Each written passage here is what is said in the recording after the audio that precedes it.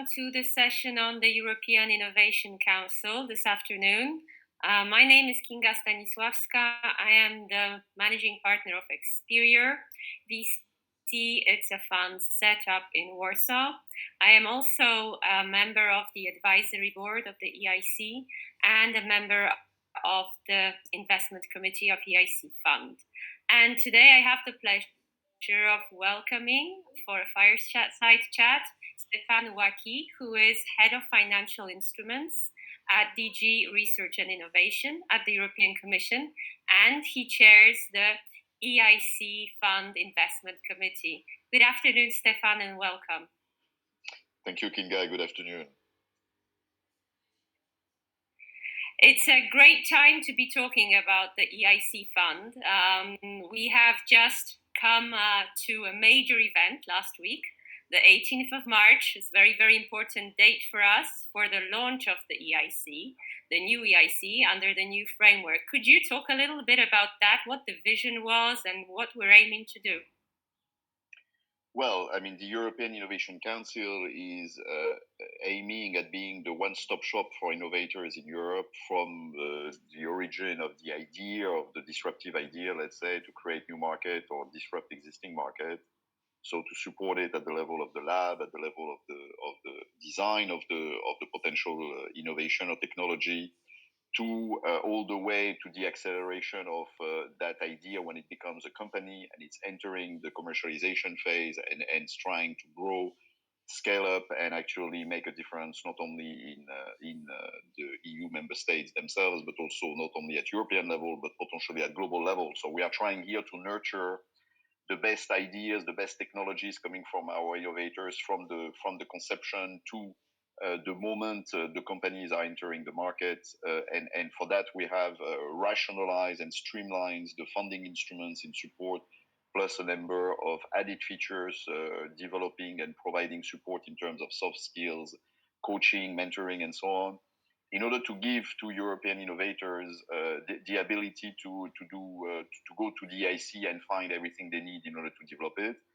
And of course, the great novelty of the Horizon Europe framework program that will enter into force in the coming weeks is that we have under the European Innovation Council 10 billion euros to do exactly that. So to do this support through funding instruments and to a number of other activities under the soft skill categories in order to help our innovators to benefit from that and try to equalize a bit the gap that exists between Europe and our main competitors in North America and Asia.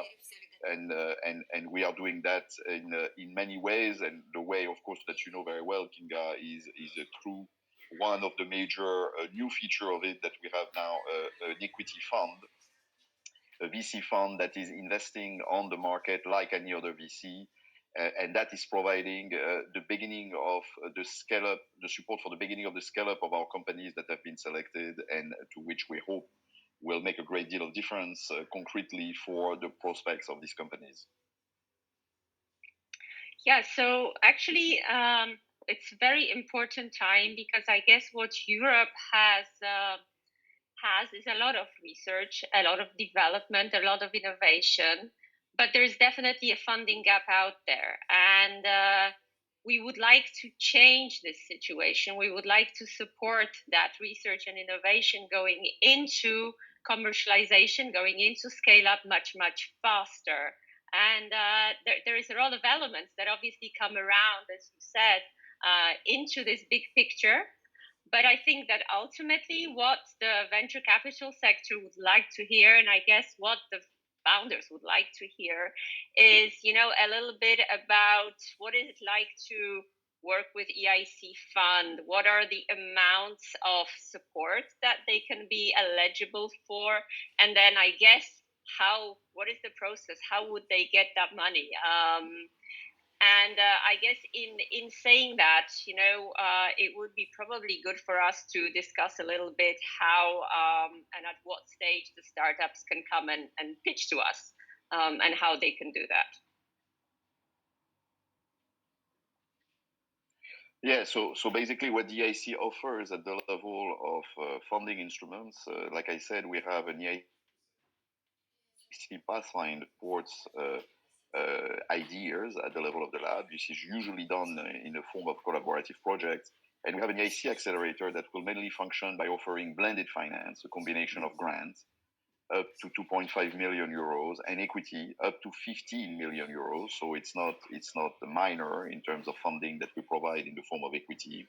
The idea here is that the R&D cost that usually this type of ventures still experience, for example, testing out a prototype or things of that sort that usually the private sector doesn't like to usually finance, given the uncertainty about this type of technologies as innovation, we can offer grants to pay for that for those costs, while the equity is more an investment of us as the EIC fund into the prospects on the commercialization phase of that innovation. Of course, what we would like to do is to crowd in the private sector coming in with us, and we believe that that aspect is facilitated by our offer on the table. Because I mean, of course, if a company gets up to 2.5 million grant to absorb the R&D cost of testing, and at the same time we have a promise of up to 15 million euros of equity coming in, we believe we're changing completely the discussion over this company, and that we make it much more attractive then for co-investors to come in and jointly support the company in its early stages. We have the capacity, of course, to then follow on the next rounds if necessary with those companies. If in particular we are, I would say, welcome to continue our role in supporting the growth of these companies. So we are in to really be a game changer for the innovative companies in Europe today at these early stages, where usually they struggle to find the necessary support, maybe not entirely, but at least in terms of total amounts that they need in order to finance their growth. Often they struggle to finance it, and we are trying to be for them a strength that will allow them to close, I would say, a financing round, which often they struggle to do so quickly and with the sufficient funding that they need. We are also, and this is again something that Kinga, you can maybe elaborate a bit on, we are trying to be, of course, very founder friendly, as we say. Because of course this suboptimal investment situation in Europe today, if we compare, for example, the size of the VC market in Europe, which is about 4 to 5 times smaller than the US, is quantitative, but it's also qualitative in the sense that often commercial VCs in Europe tend to look for a relatively quick return. Therefore, they look at investing in companies that are aiming at I would say, at the larger markets on which the replicability is very, very high.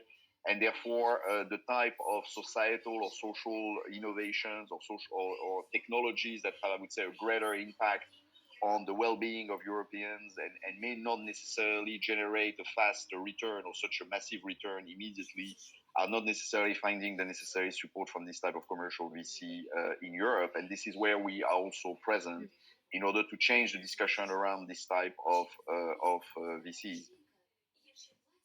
Yeah, actually, a couple of important things there that you said. 17.5 million euros for a startup is really a lot of money. And I think, you know, in the context that we're at Wolf Summit, and that usually covers a lot of startups from around Central and Eastern Europe, I think for the region, it's even more than it is in other parts of Europe. So it's a very, very important contribution. The fact that 2.5 million is available under a grant scheme, and at the same time, in a funding round, up to 15 million euros are available in equity. I think this is a super important and game-changing message. There have never been really funds that invest these huge amounts in startups in this region. And when rounds of this size happen, it's really big news. So I think that, you know, that's a very, very important message that startups need to look at, need to consider the application to EIC fund very, very actively, because filling that kind of a gap in Central and Eastern Europe is really, really tough. So I think that's a very important message. The second message that I heard from you, and I know we've discussed this many times, is the crowding in aspect. The ambition of EIC Fund is to really find private investors who will invest 2, 3, 4, maybe 5 times more than EIC fund is committing in a given round. And that is key because being founder friendly and being able to commit first and anchor around is a very important message for the founder, which he can use then to his advantage to build around him a team of venture capital, strategic or angel investors to augment the size of the funding round. And this is indeed something that we have done now already with a couple of the first signings of companies, and I guess with around 80 projects that now have been processed over the last, well, really it's 6 months, close to 6 months time, which are ripe for investment. So first of all, I would like to congratulate you, Stefan, because you had the investment committee, and I guess no other fund in Europe has ever done it this fast. So I think it's an important message that EIC fund can approve things fast, can move fast, and can really provide the quality and the stamp of approval to anchor in rounds. And I guess that is the other important message that we should be talking about, which is for the founder, which is to support the founder. And then I guess in terms of the plans for the future, that of course means that first of all, we would like to invite as many deep tech startups as possible to pitch to EIC Fund, but we are also looking for those co-investors, which is something that you mentioned. It's super important to crowd in the market. Could you talk a little bit about how we can do that, and how we can grow more the relationships with other venture capitals, with strategic investors? What are our plans here? Yeah, thank you for this, Kinga. Indeed, we did not wait until the year 2021 and the launch of Horizon Europe to start already implementing the EIC. We benefited from the member states allowing us to run a pilot of the so-called EIC pilot that we are implementing, on which indeed I have the privilege to chair the investment committee of the EIC fund. And in that regard, Kinga, we see each other every week, and we talk very, very often. I think this experience of the pilot has been very interesting, in the sense that we have tried indeed to react very, very quickly as possible, in order to provide the necessary capital in those conditions, of course, of the pandemic, which created particular challenges for us to function in a remote way, not only at the level of the evaluation, but also at the level of how the due diligence could be completed, and then the discussions we had with the founders, everything be done remotely, in order for us to mobilize these investments. I think at the end of the day, we are in the process indeed of completing a huge pipeline of 150 so companies in about a year and a half, which is a massive amount of companies to be dealt with, but also of more than 650 million euros of funding that will be provided. That is only the equity, because if you add, of course, the up to 2.5 million grant that they are also getting access to, and that is paid usually on an average of 6 to 8 weeks after the evaluation is completed. You have, I would say, even more funding that has been provided to those companies. But out of this experiment, of course, what we have observed is that many of the companies that have applied successfully, and on which we are deploying the due diligence and therefore the investment, are already coming with investors already in the company, or investors that are ready to come in once the EIC fund comes in. And of course, here we are taking the position of a follower. We are not trying to lead the round. We are quite happy with letting the other leading investors lead the round in that case, because again, here we are there to provide additional catalytic effect by our funding, and not to try to replace the market when the market is already basically looking at the company and doing the job. But of course, many of our companies are quite early stage, and many of them are struggling to find, when we are looking at implementing our investment, are struggling to find co-investors immediately. And we are trying indeed to create a community of VCs, onboarding them in a matchmaking platform in order to provide, I would say, an early look at those opportunities that are now in our portfolio. And we believe that cooperation, that type of connection with the VC market is decisive, because at the end of the day, let's face it, whatever we can provide can only be a stage in the development of the company in which we provide public funds, but at the end of the day, the company will succeed because of its capacity to attract the private sector funding in it. And we play a role in facilitating that, accelerating that, but we cannot replace that. And of course, that is an important point to realize. So we are very active with the VC community, either through the companies in which we're entering, and other investors are already present, and this cooperation is ongoing, and it's very important. But also by looking out to other investors, some of them contacting us in events like the Wolf Summit, in events of that sort, when we not only meet potential founders, so therefore from our point of view potential applicants to the EIC, but also investors that may find an interest in looking at our portfolio, reviewing the investment opportunities we're looking at right now, and maybe joining us in the subsequent rounds. We have many companies that are indeed quite interesting now, since we have put the capital to de-risk to a large extent those investments, and that become very quite attractive for commercial VCs now to look at. And of course, that process is something that we will now deepen it and industrialize it, if I may say, under Horizon Europe in the coming months. But that's, in our view, indeed one of the key of the future success of the whole EIC initiative. So to all the VCs out there listening today, this is an invitation for you to come to join the EIC fund to start collaboration. And then the next step would be, we are very open with the processes that are taking place and are looking to crowd in the market. So it's definitely the right time to get in touch with the EIC fund and start to build a relationship there, start looking at those companies that are ripe for investment. And more will be coming, of course, because the first batch, which is this nearly 160, that from the accelerator pilot, the new ones will be coming in this year. So it's a big step ahead.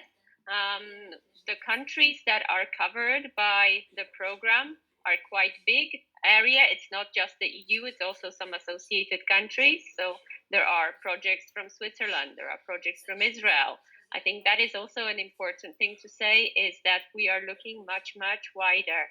And so the opportunities to find super interesting deep tech projects are definitely there. And I would, and I'm sure Stefan too, would encourage the VC community listening today to get in touch, to build a relationship, and let's start collaborating on this, because the aim is to crowd in the market, to crowd in the lead investors, the follow-on investors, and the co-investors into all these investment projects. So it would be really, really good if we start this collaboration as soon as possible. And then I guess coming back to the founder community, of course, Central and Eastern Europe is one of the least developed areas of Europe in terms of VC investment. And then surely in terms of the large rounds, it is even more difficult to find those companies with those larger rounds. My thinking is that really EIC fund brings a new wave of possible investment size, of possible growth for the deep techs that are out here, but also more of an opening towards the rest of Europe. Because a part of what EIC offers is business acceleration services, is new relationships, new modes of cooperation with funds, with strategics, and also mentoring and coaching. So I think that maybe it would be good just to talk a little bit about the other more qualitative features that EIC offers to its to the companies it's working with. Stefan, could you talk a little bit about that? Yes, indeed. So we are trying to provide a full support framework for innovators and companies that are selected for support get access to a range of services that they can utilize free of charge, such as access to coaches, access to mentors, access to events that we organize vis-a-vis, for example, potential markets where they exist in their sector. Sometimes we also take our companies further afield in other parts of the world in order to develop those markets.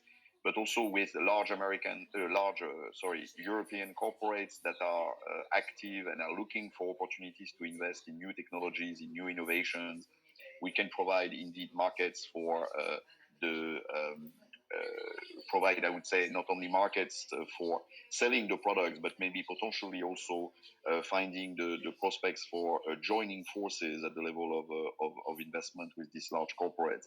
And of course, basically, all these activities are offered as part of the package of support that the EIC is providing. The idea here is, of course, to be as close to the action as possible. So it's not that if you apply to the EIC and your position in Poland, you will get a coach coming from Spain. I mean, we have also the people that know the Polish market very, very well and that are able to understand the particular challenges of the different local ecosystems and to bring to bear the necessary support that is needed there. What we also, of course, increasingly also offer is I would say an access to, like I said, a wide range of entry points for other type of investors that may be not geographically present today in your area, but that are interested in these particular sectors in which you develop your innovation, and that are willing to get a bit outside of their comfort zone and looking at opportunities further afield. And I think that this is also a major feature of the EIC. We are trying to be an equalizer of opportunities across Europe. This is being done not only based on your geographical or origin, and Kinga, as you correctly pointed out, there is a kind of an innovation divide in Europe, or in terms of opportunities, at least certain member states are definitely better positioned than others, and we are clearly trying to offer a direct access for any company directly to the schemes, where you have access to the entire framework there, independently of the support framework that you find at national level, the general ecosystem that is present. And in a way, we are equalizing then the opportunities that are offered to innovators across Europe, since you will be able to benefit to the full menu of options that we provide.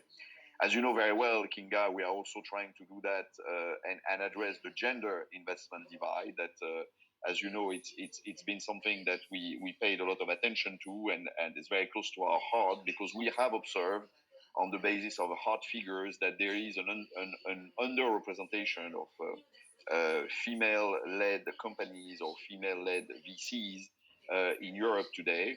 And it's not just a question of reaching a 50-50, but it's a question of equalizing the opportunities again, because what we observe, in particular in the context of the crisis, and I would like very much to hear your opinion about it, is that we have seen that there has been, I would say, a kind of a differential in opportunities and a differential in impact of the crisis when we look at female-led companies and in particular the ability to get the necessary investment to grow those companies. That's right. I'm very impressed with the emphasis that is being put on helping female founders under the initiative. And of course, last year with I believe it was the May cutoff in 2020, we have seen a large increase in female-led companies coming forth to EIC Fund.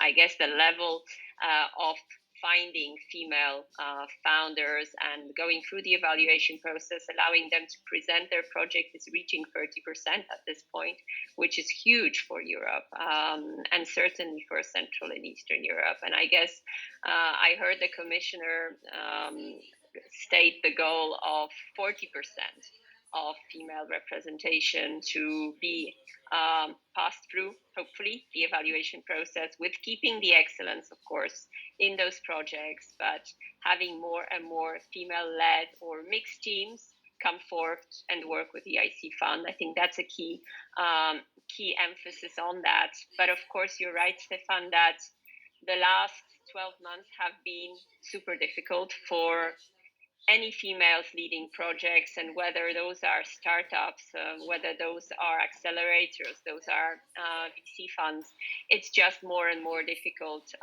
We have seen the number of publications of researchers, of female researchers, go down during the pandemic, mainly because they are busy taking care of families, they're busy taking care of their kids, of elders, and trying to contribute to society in different ways, which has somehow become a little bit a priority under the stressful and challenging scenario.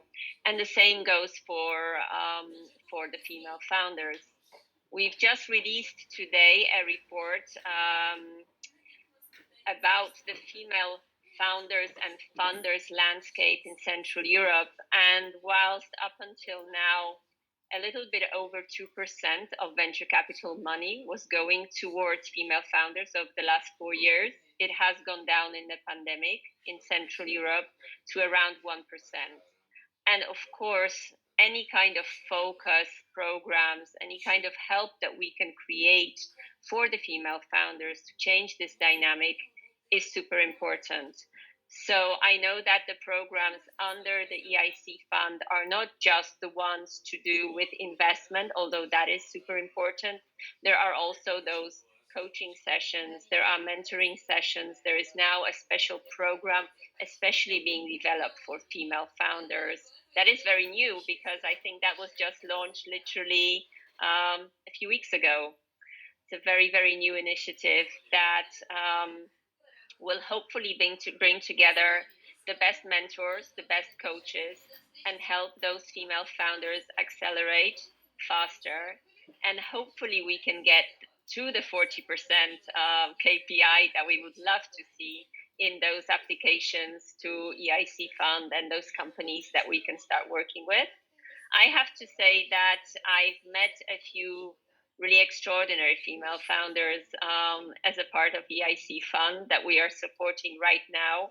So ladies from France, from Czech Republic, from Belgium, absolutely amazing companies that they are building, full of positive impact, full of just, a positive approach to society, to usually it's actually either ecology or green technology or medtech that they are focusing on, which also shows that many times the female founders do try to develop projects that have a lot of the positive impact out there. So some really, really amazing founders. And I hope very much that that this is a process that we are just at the beginning of, and much, much more work to be done to help those female founders out there. So indeed, that's a big thing for Central and Eastern Europe. It's also a very important area of focus. I'm seeing that we are getting some questions from the audience already. A question about Cayman Islands. Well, to be honest, no. The EIC fund invests in European Union countries and associated countries under the program. And a list of those is available on the website. But so far, Cayman Islands is a little bit not in our range. So that would not be a country of investment or a country of focus. There is a question about exits, which of course it's always an important one for founders, for VC investors. Well, on that one, if I may, let me just say that EIC fund was registered last year. The first investments have started just a few months ago. So what is important, I believe, in exits is the fact that EIC fund can provide something a little bit more unique in Europe, and that is patient capital. Usually venture capital funds have a ready-made investment horizon and a lifetime of 10 years. EIC fund does not need to rush. It can truly provide a patient capital investment, whether that happens in equity or that happens initially in convertibles and then is converted into equity. It is truly a patient investor with no set time frame for an exit, which I believe founders find especially important for those deep tech projects that require a much longer time for the R&D element and the scalability. Stefan, what is your view on the patient capital model for the types of companies that EIC Fund is backing? Yeah, I mean, what you said is quite important indeed, because we are trying again to address a situation on the market that is far from being satisfactory in terms of opportunities that companies, founders find to finance their growth, and of course we are here to try to be part of the solution as much as possible. And one way we can add value is of course not to be pressed by a fixed time frame in order to generate a return. I mean, of course, we would like when we exit the company to generate an upside. I mean, obviously, that money will then be used to finance other innovations in Europe, other innovators, other startups. So this is of course important that we can generate an upside when we leave the company. But at the same time, we are in no hurry to do so, and we will remain a partner in the company as long as it is needed.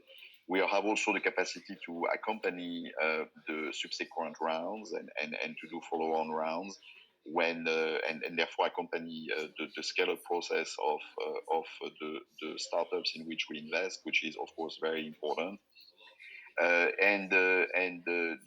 Therefore, our view is that we can stay in those companies on average over a period of 7 to 10 years, but we could extend it to 15 years if needed. And if the technology is important for us to remain in that company for a longer time, we can envisage it, of course. So from that point of view, we are really trying to address some of the major issues of the way the VC market functions today in Europe, and to add value to that market in that way. That's right. VC market in the way it functions is with these limited time frames, and it's super important to be able to support the founder for much, much longer, especially in these breakthrough innovation cases that we are seeing. Just on the recent pandemic, the companies that have been developing those vaccinations have been around for many, many years, often close to 20 years before they were able to truly bring to market something that can help, that can be very quickly then tailor-made towards the pandemic. And we have seen that with those vaccinations being put on the market during just literally a very short time period. So, but some of these innovations to be developed need that starting point, need that long R&D process, and those are the kind of innovations that EIC Fund is surely targeting as the number one types of companies to back. I guess what is also important from a standpoint of both founders and VCs is the approach to minority ownership.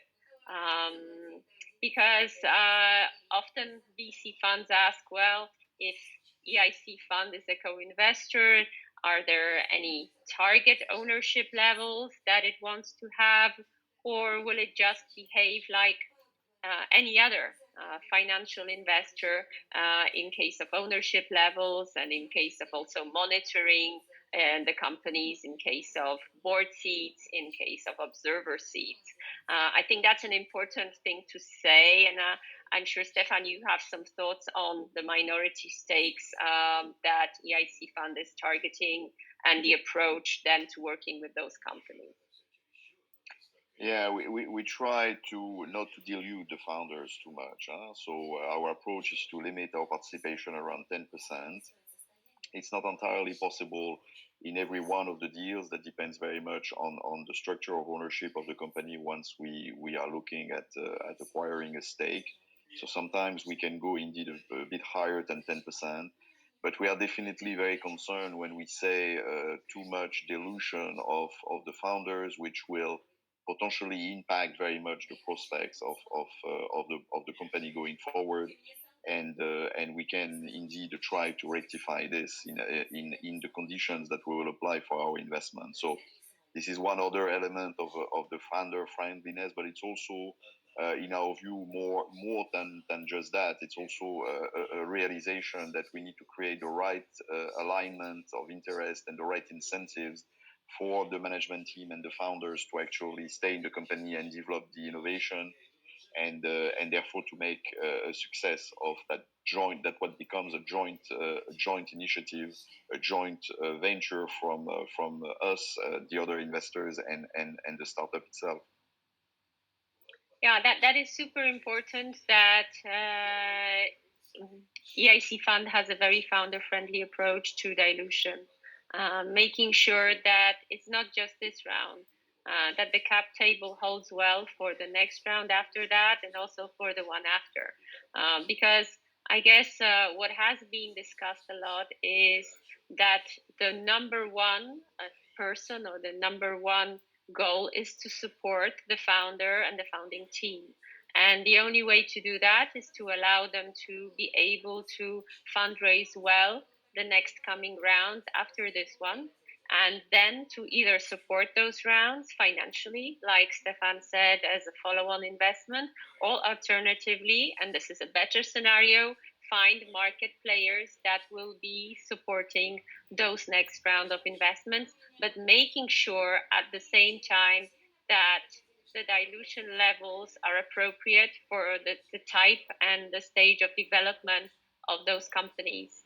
Super important to keep supporting them, and I guess that's what we are saying, right, Stefan? Yes, indeed. Yes, I totally agree with you. But as we know, Kinga, in many of the cases we see, this is quite challenging, and we are trying, of course, to redress that as much as it is possible when we see a situation that is not very conducive to our satisfactory entry in the company, and then for the perspective of scaling up of that company, given what has happened when we arrive in the company. So we are definitely looking at that with great deal of attention. In terms of working with the company going forward, of course, as any investor, we will have the appropriate reporting set up, and that's the same reporting that companies report to the venture capital market or to their strategic partners. So obviously, reporting is a part of an important relationship with going forward. But at the same time, in addition to what is the formal side of this relationship, I think what is important is the less formal one, which is the working with the coaches, the working with those mentors, and building relationships with corporates for the companies that EIC Fund has invested in. So it's a two-way street. The founders obviously need to be very proactive in their approach to signaling who they need, what kind of support they need. But the tools are surely there. And I guess it's just a question of reaching out for those tools and coming to pick them, because the resources of EIC funds are really, really huge in terms of the number of people that are in its network and the number of corporates where the relationships are. So it's really for those founders to come and say what it is that that EIC Fund can help with, and that's a little bit how I look at it. It's a huge additional potential resource for the founders to be able to scale faster and grow faster. Yes, indeed, and then additionally, there is a range of activities that are done via what we call the community of beneficiaries that are EIC beneficiaries, and we're just trying to ensure that through that a number of opportunities arise. I mean, this is how, for example, last year we managed to mobilize our beneficiaries on the COVID-19 challenge, with a number of innovation being brought to the market by those companies that had something, as you explained, though they were present maybe on other segments, or were not, of course, directly involved in fighting the pandemic. They managed to very quickly retool propose innovations in the context of what was happening at the time. So this is something that we have been using, and that we'll continue to use as we grow bigger. Another point, of course, to realize that we're present in all sectors. I mean, it's a bottom-up call with no pre-designed themes. Even if we have a number of challenges, that we put the focus on green, that we put the focus on digital, and put the focus on health, because these are the three main areas that are the priorities of the Commission. But any innovation that sits at the junction of different sectors can come and apply for support.